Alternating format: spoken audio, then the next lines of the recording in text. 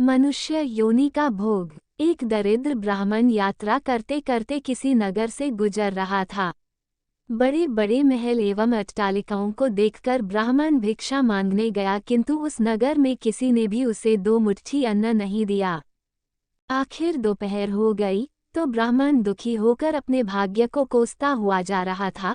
सोच रहा था, कैसा मेरा दुर्भाग्य है, इतने बड़े नगर में मुझे खाने के लिए 2 मुट्ठी अन्न तक नहीं मिला। रोटी बनाकर खाने के लिए 2 मुट्ठी आटा तक नहीं मिला। इतने में एक सिद्धस्त संत की निगाह उस ब्राह्मण पर पड़ी। उन्होंने ब्राह्मण की बड़बड़ाहट सुन ली। वे बड़े पहुँचे हुए संत थे। उन्होंने कहा, हे दरिद्र ब्राह्मण, तुम मनुष्य से भिक्षा मांगो, पशु क्या जाने भिक्षा देना। ये सुनकर ब्राह्मण दंग रह गया और कहने लगा, हे महात्मन, आप क्या कह रहे हैं? बड़ी बड़ी अट्टालिकाओं में रहने वाले मनुष्यों से ही मैंने भिक्षा मांगी है। महात्मा बोले, नहीं ब्राह्मण, मनुष्य शरीर में दिखने वाले वे लोग भीतर से मनुष्य नहीं हैं, अभी भी वे पिछले जन्म के हिसाब से ही जी रहे हैं। कोई शेर की योनि से आया है तो कोई कुत्ते की योनि से आया है, कोई हिरण की योनि से आया है तो कोई गाय या भैंस की योनि से आया है। उनकी आकृति मानव शरीर की जरूर है, किंतु अभी तक उनमें मनुष्यत्व निखरा नहीं है, और जब तक मनुष्यत्व नहीं निखरता तब तक दूसरे मनुष्य की पीड़ा का पता नहीं चलता। दूसरे में भी मेरा प्रभु ही है, ये ज्ञान नहीं होता। तुमने मनुष्यों से नहीं, पशुओं से भिक्षा मांगी है। ब्राह्मण का चेहरा दुख व निराशा से भरा था। सिद्धपुरुष तो दूरदृष्टि के धनी होते हैं। उन्होंने कहा, देख ब्राह्मण, मैं तुझे ये चश्मा देता हूँ, इस चश्मे को पहनकर जा और कोई भी मनुष्य दिखे उससे भिक्षा मांग, फिर देख क्या होता है।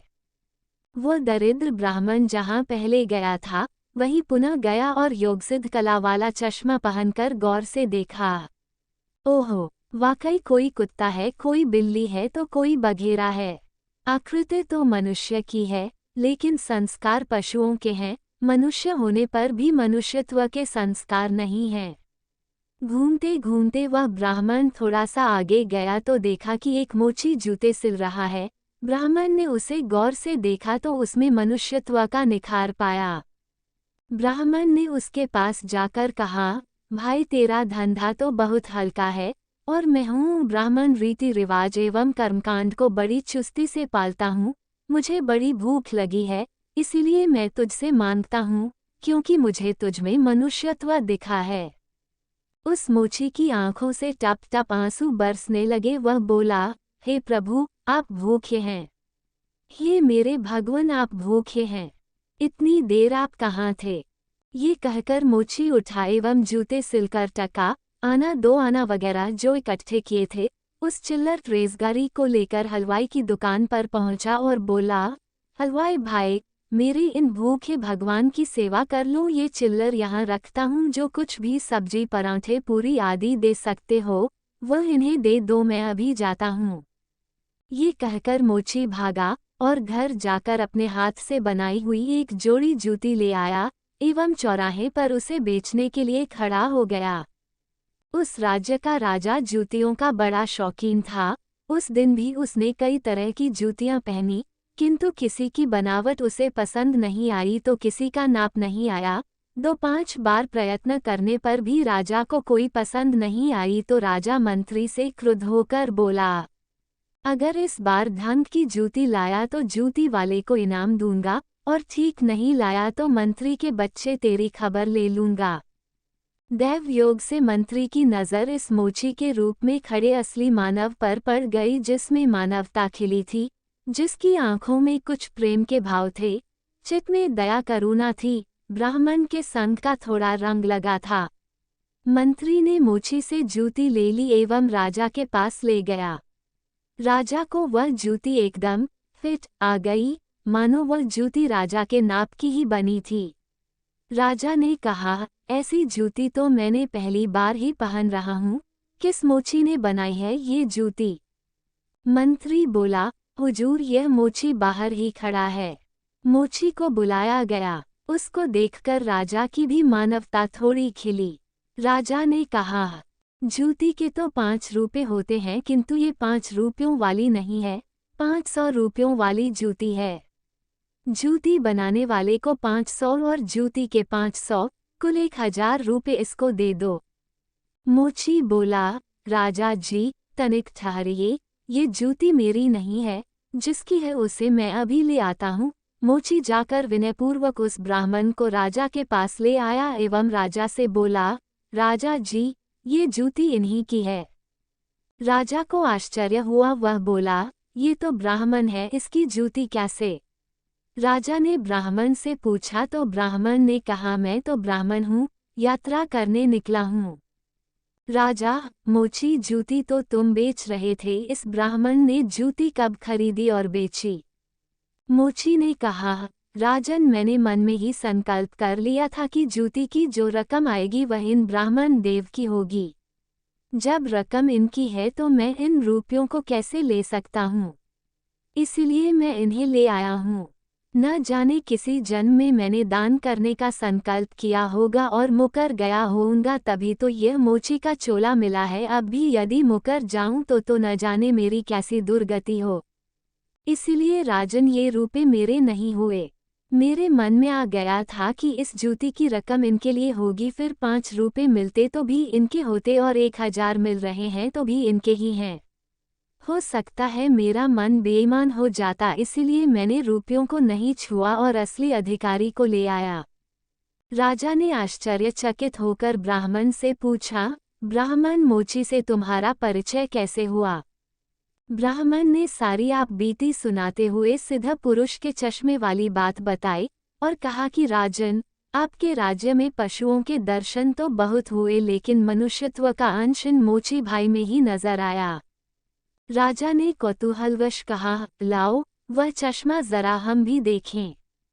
राजा ने चश्मा लगाकर देखा तो दरबारियों में उसे भी कोई सियार दिखा तो कोई हिरण, कोई बंदर दिखा तो कोई रीछ। राजा दंग रह गया कि यह तो पशुओं का दरबार भरा पड़ा है। उसे हुआ कि ये सब पशु हैं तो मैं कौन हूँ। उसने आईना मंगवाया एवं उसमें अपना चेहरा देखा तो शेर। उसके आश्चर्य की सीमा न रही, ये सारे जंगल के प्राणी और मैं जंगल का राजा शेर यहाँ भी इनका राजा बना बैठा हूँ। राजा ने कहा, ब्राह्मण देव, योगी महाराज का ये चश्मा तो बड़ा गजब का है, वे योगी महाराज कहाँ होंगे? ब्राह्मण, वे तो कहीं चले गए। ऐसे महापुरुष कभी कभी ही और बड़ी कठिनाई से मिलते हैं। श्रद्धावान ही ऐसे महापुरुषों से लाभ उठा पाते हैं, बाकी तो जो मनुष्य के चोले में पशु के समान है वे महापुरुष के निकट रहकर भी अपनी पशुता नहीं छोड़ पाते।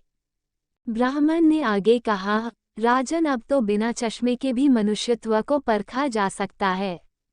व्यक्ति के व्यवहार को देखकर ही पता चल सकता है कि वह किस योनि से आया है। एक मेहनत करे और दूसरा उस पर हक जताए तो समझ लो कि वह सर्प योनि से आया है, क्योंकि बिल खोदने की मेहनत तो चूहा करता है, लेकिन सर्प उसको मारकर बल पर अपना अधिकार जमा बैठता है। अब इस चश्मे के बिना भी विवेक का चश्मा काम कर सकता है, और दूसरे को देखें उसकी अपेक्षा स्वयं को ही देखें कि हम सर्प योनि से आए हैं कि शेर की योनि से आए हैं, या सचमुच में हमें मनुष्यता खिली है। यदि पशुता बाकी है तो वह भी मनुष्यता में बदल सकती है कैसे? गोस्वामी तुलसीदास जी ने कहा है, बिगड़ी जन्म अनेक की, सुधरे अब और आजू। तुलसी हुई राम को, राम भजी तजी कुसमाजू। कुसंस्कारों को छोड़ दें, बस अपने कुसंस्कार आप निकालेंगे तो ही निकलेंगे। अपने भीतर छिपे हुए पशुत्व को आप निकालेंगे तो ही निकलेगा। ये भी तब संभव होगा जब आप अपने समय की कीमत समझेंगे। मनुष्यत्व आए तो एक एक पल को सार्थक किए बिना आप चुप नहीं बैठेंगे। पशु अपना समय ऐसे ही गंवाता है।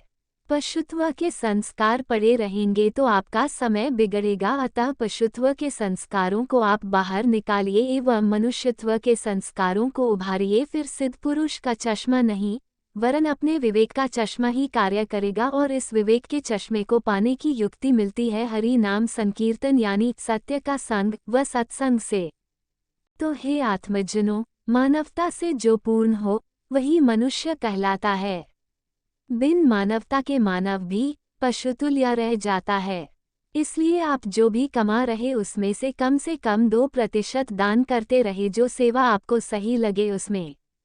दोस्तों, अगर वीडियो पसंद आया हो तो वीडियो को लाइक करें और अपने दोस्तों के साथ शेयर करें और कृपया कमेंट करके ज़रूर बताएं, और ऐसी ही और भी बहुत सारी कहानियों, कथाओं एवं जानकारियों के लिए हमारे चैनल को सब्सक्राइब जरूर करें।